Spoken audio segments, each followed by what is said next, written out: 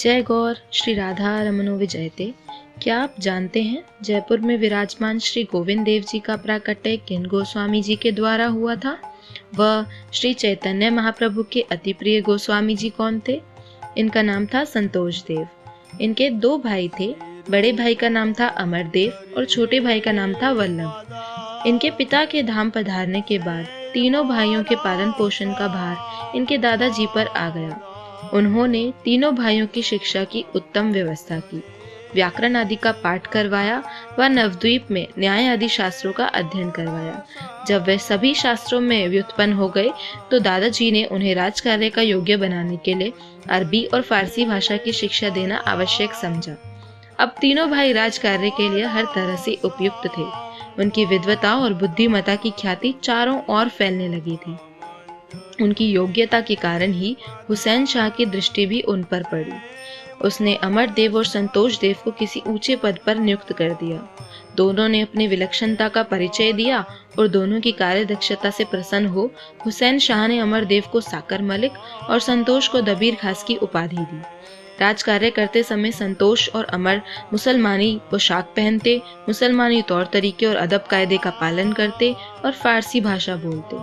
उन्हें देख किसी को यह अनुमान करना कठिन होता कि वे धर्मनिष्ठ हिंदू हैं, पर जब वे राम के लिए में अपने घर पर होते तब वैष्णवोचित सदाचार पालन करते, साधु संग, शास्त्र चर्चा, श्री विग्रह सेवा आदि करते और समय समय पर वृंदावन लीला का अनुष्ठान करते। एक समय की बात है, बादशाह ने किसी जरूरी काम से संतोष देव को तलब किया।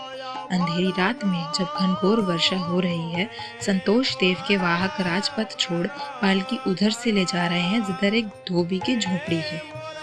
झोपड़ी के भीतर धोबी व धोबिन को बाहर से छप छप कर चलकर जाने का स्वर सुनाई दे रहा है। इसे सुन धोबी धोबिन से कहता है, कौन है जो इस तूफानी रात में छप छप करता चला जा रहा है? उत्तर में धोबिन कहती है, होगा कोई कुत्ता, चोर या राजा का गुलाम। और किसकी शामत आई है जो इतनी रात को बाहर निकलेगा? धोबिन की उक्ति संतोष देव के कर्ण द्वार से होकर जा टकराई उनके मर्म स्थल से, क्योंकि कुत्ता, चोर और राजा का गुलाम तीनों की श्रेणी एक ही है।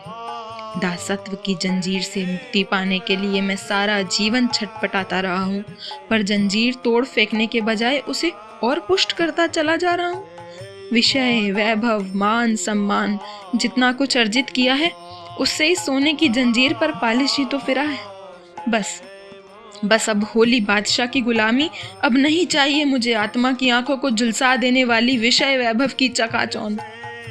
मुझे अब मंत्री पद का त्याग कर अपरिमित मान, सम्मान, विषय, संपत्ति, स्वजन, परिजन सब कुछ को तिलांजलि देकर उस पद का पथिक बनना है जिससे श्री कृष्ण और उनकी प्रेम सेवा की प्राप्ति होती है। विषय और विधर्मी राजा की सेवा करते हुए इस प्रकार निरंतर नियमित रूप से सेवा, पूजा, अर्चना और ध्यान आदि में लगे रहना उनके लिए दुष्कर था। फिर भी वे यथासंभव अपनी आत्मा को उसका स्वाभाविक आहार देने की चेष्टा करते। इसमें जब बाधा पड़ती तो बेचैन हो उठते और राजा और उसकी माया के दासत्व की बेड़ियां काट फेंकने के लिए छटपटाते। इसलिए उन्होंने श्री चैतन्य महाप्रभु की शरण ली। दोनों भाइयों ने मिलकर महाप्रभु को पत्र लिखा और अपनी दशा कह सुनाई। महाप्रभु ने उत्तर में प्रतीक्षा करने को आदेश दिया व कुछ दिन बाद वे स्वयं रामकेली आए और उन्हें यह आश्वासन देकर चले गए कि उनका उद्धार शीघ्र होगा। उन्हें अपना कृपा भाजन बनाने के प्रमाण स्वरूप अपनी ओर से नाम दे गए सनातन और रूप। वल्लभ का नाम रख गए अनुपम। वैष्णव समाज में वे इसी नाम से पुकारे जाने लगे। प्रतीक्षा करते करते वे धैर्य खो चुके थे। उसी क्षण गृह त्याग करने का निश्चय कर लिया। रूप गोस्वामी ने इस्तीफा दे दिया। इसी समय एक आदमी को भेजा नीलाचल चैतन्य महाप्रभु का पता करने। उसने लौटकर समाचार दिया कि प्रभु वृंदावन के लिए चल दिए हैं। उसी समय उन्होंने भी अपनी वृंदावन यात्रा आरंभ कर दी। साथ हो लिए उनके छोटे भाई वल्लभ। प्रयाग पहुंचकर उन्होंने सुना कि महाप्रभु वृंदावन से लौटकर यहाँ आए हुए हैं। उन्होंने देखा भाव विभोर अवस्था में नृत्य कीर्तन करते महाप्रभु आनंद घन मूर्ति और उन्हें घेरकर नृत्य कीर्तन करते सहस्रों दर्शनार्थियों की भीड़। रूप गोस्वामी जी के नेत्रों से बह चली प्रेमाश्रुओं की धारा, पर उस भीड़ में उनके सम्मुख होना तो संभव था नहीं। कुछ देर बाद वे उनसे जाकर मिले एक दक्षिणात्य ब्राह्मण के घर, जहाँ पर उस दिन महाप्रभु का निमंत्रण था। 10 दिन वहाँ रहकर महाप्रभु ने रूप गोस्वामी जी को प्रेम धर्म के निगूढ़ तत्व की शिक्षा दी और व्रज रस की व्याख्या की। इसे रूप शिक्षा कहा जाता है। 10 दिन रूप को इस प्रकार उपदेश करने के पश्चात महाप्रभु ने वाराणसी के लिए प्रस्थान किया। तब रूप ने महाप्रभु के चरणों में निवेदन किया, यदि आज्ञा हो तो मैं भी आपके साथ चलूं?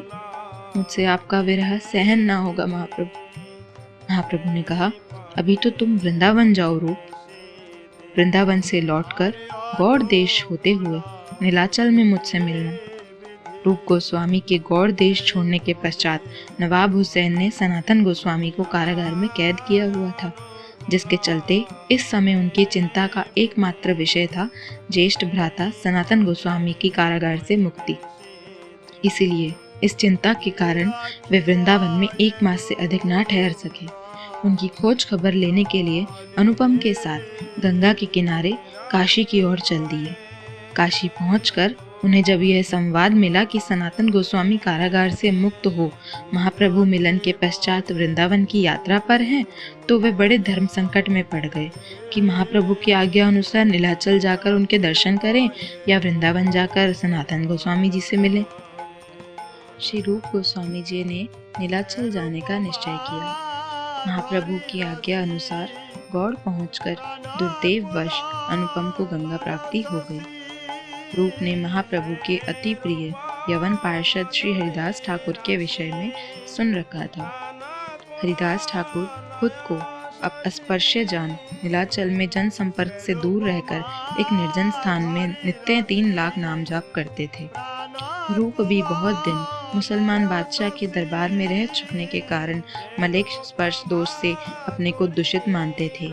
इसीलिए नीलाचल में उनके ठहरने का एकमात्र स्थान हरिदास ठाकुर की कुटी ही थी। श्री रूप गोस्वामी जी को नीलाचल में रहते हुए 10 माह हो गए हैं। अब महाप्रभु चाहते हैं कि वे शीघ्र वृंदावन जाकर सनातन गोस्वामी जी के साथ व्रज रस के प्रचार के कार्य में जुट जाएं।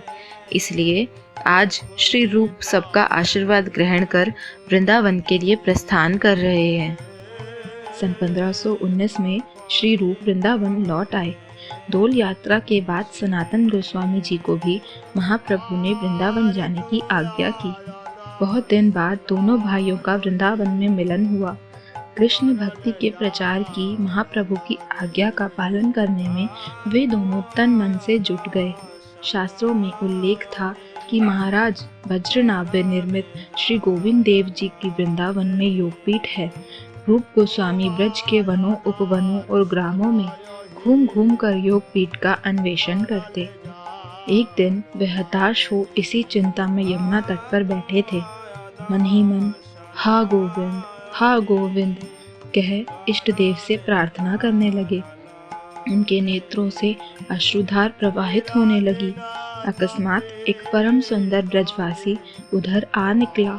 मधुर स्वर में उनसे कहता है, बाबा आप उदास क्यों बैठे हैं? रूप ने उदासी का कारण बताया। उसने कहा, आप चिंता बिल्कुल ना करें, मैं जो कहता हूँ उसे सुने। वृंदावन में केशी तीर्थ के गोमा टीला नाम से जो स्थान प्रसिद्ध है वही योगपीठ है। वहाँ नित्य पूर्वाहन में एक श्रेष्ठ गैया आती है। बड़े प्रेम और उल्लास से अपने धनों से दूध की वृष्टि कर जाती है। गोविंद देव वहीं लुप्त रूप में विराजमान है। चलो मैं तुम्हें उस स्थान पर ले चलता हूँ। उस स्थान पर उन्हें ले जाकर ब्रजवासी अंतर्ध्यान हो गया। ब्रजवासी के अंतर्ध्यान के साथ ही वे भी मूर्छित हो भूमि पर गिर पड़े। ब्रह्म ज्ञान होने पर उनके हृदय में आनंद नहीं समा रहा था। अविराम आनंद अश्रु बहाते वे पास की ब्रजवासियों की बस्ती में गए और उन्हें यह शुभ संवाद दिया। ब्रजवासियों ने मिलकर बड़े उल्लास के साथ उस टीले पर दुग्ध धारा से भीगे स्थान का खनन किया। कुछ देर खुदाई करने के पश्चात गोविंद देव का अपरूप श्री विग्रह प्राप्त कर उनके आनंद की सीमा ना रही। उनकी हर्ष ध्वनि और गोविंद देव की जय जयकार से आकाश गूंज गया। रूप गोस्वामी ने गोविंद देव के प्राकट्य का समाचार पत्र महाप्रभु को भी भिजवाया। रूप गोस्वामी ने शास्त्रों की सहायता से ब्रज की सीमा निर्धारित की और लुप्त तीर्थों का उद्धार कर लीला स्थलियों को चिन्हित किया। उनका वैष्णव शास्त्र रचना का कार्य चलता रहा। उनका कृष्ण लीला और कृष्ण रसपूर्ण काव्य वैष्णव जगत को बहुत बड़ा अवदान है। रूप गोस्वामी जी की कुछ मुख्य रचनाएं हैं: उद्धव संदेश, स्तवमाला, विदग्ध माधव, ललित माधव, दान केली कौमुदी, भक्ति रसामृत सिंधु, उज्ज्वल नीलमणि इत्यादि।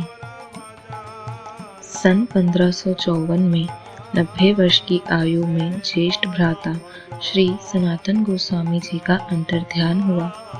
आपके अप्राकट्य के साथ श्री रूप गोस्वामी जी के प्राण भी मानो विदा हो गए। आपने निष्प्राण देह के साथ अपने अग्रज की अंत्येष्टि क्रिया संपन्न की और शोकाग्न अवस्था में कुटी में प्रवेश किया। निरंतर कुटी के भीतर रहकर जप और ध्यान में संलग्न रहे। एक ही मास के भीतर श्रावणी शुक्ल द्वादशी को अपने इष्ट देव की ओर देखते देखते सदा के लिए नेत्र मूंद लिए।